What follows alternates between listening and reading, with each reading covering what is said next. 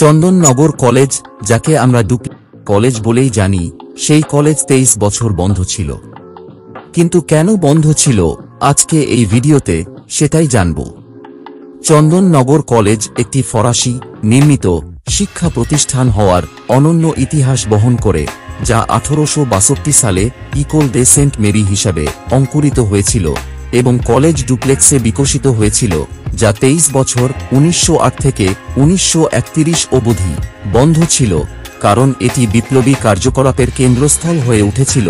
কলেজের প্রাক্তন deputy director Charuchandra রায়ের মাস্টারমাইন্ড এবং কানাইলাল দত্ত, রাসবিহারী বসু, শ্রীশচন্দ্র ঘোষ, মতিলাল রায় এবং অন্যান্যদের মতো বেশ কয়েকজন ছাত্র জড়িত। জাতীয় স্বাধীনতার সংগ্রামে জড়িত থাকার কারণে পৃথিবীর আর কোনো কলেজকে এত বছরের ইতিহাসে আত্মত্যাগ করতে হয়নি। জেসুইট ধর্মযাজক ম্যাগলোয়ার বার্থের দ্বারা 1862 সালে ইকোল ডি সেন্ট মেরি প্রতিষ্ঠার পর থেকে চন্দননগর কলেজের অঙ্কুরোদ্গম দেখায় এবং কয়েকটি স্কুল প্রতিষ্ঠার মাধ্যমে এবং বিশিষ্ট শিক্ষাবিদদের অবদানের মাধ্যমে চন্দননগরে পাশ্চাত্য শিক্ষার উৎপত্তি ও বিকাশের নথিপত্র রয়েছে, যা ক্রমবর্ধমান জনপ্রিয়তার সাথে ইকোল ডি সেন্ট মেরি তে ইংরেজি এবং ফরাসি অধ্যয়নের সূচনা এবং ধারাবাহিকতা নিশ্চিত করেছে। শীঘ্রই ফরাসি কর্তৃপক্ষ স্কুলের প্রশাসনিক দায়িত্ব গ্রহণ করে এবং প্রতিষ্ঠার 30 বছরের মধ্যে প্রতিষ্ঠানটি কলেজিয়েট স্টাডিজের একটি বিশিষ্ট কেন্দ্রে পরিণত হয়, যা কলকাতা বিশ্ববিদ্যালয়ের অধিভুক্ত হয় এবং 1901 সালে কলেজ ডুপ্লেক্স নামে পুনঃনামকরণ করা হয়। লর্ড কার্জনের বঙ্গভঙ্গের প্রয়াসে উদ্ভূত স্বদেশী আন্দোলনের ফলে বিভিন্ন স্থানে বিপ্লবী আন্দোলনের ধুম পড়ে যায়। 1908 সালে আলিপুর বোমা ষড়যন্ত্রের ঘটনায় চারুচন্দ্র রায় সহ চন্দননগরের বেশ কয়েকজন বিপ্লবীকে গ্রেপ্তার করা হয়।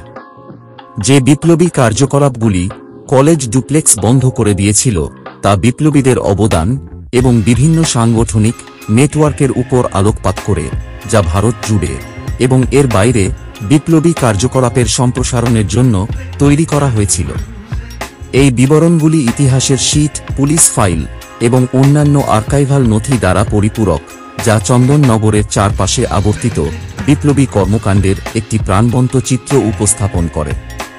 এই কর্মকাণ্ডের মধ্যে ছিল হত্যা প্রচেষ্টা, বোমা হামলা, অস্ত্র ও গোলাবারুদ চোরাচালান এবং অন্যত্র পলাতক বিপ্লবীদের আশ্রয় দেওয়া, ত্যাগ ও সংহতির কাহিনী।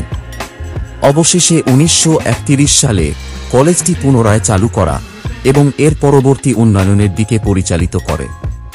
ফ্রান্সে রাজনৈতিক ক্ষমতার পরিবর্তন এবং পণ্ডিচেরির গভর্নিং কাউন্সিলে চন্দননগরের প্রতিনিধি হিসেবে চারুচন্দ্র রায়ের প্রচেষ্টার পরেই আর্থিক সহায়তা সহ কলেজটি পুনরায় চালু করার জন্য সরকারি অনুমোদন 1931 সালে প্রাপ্ত হয়।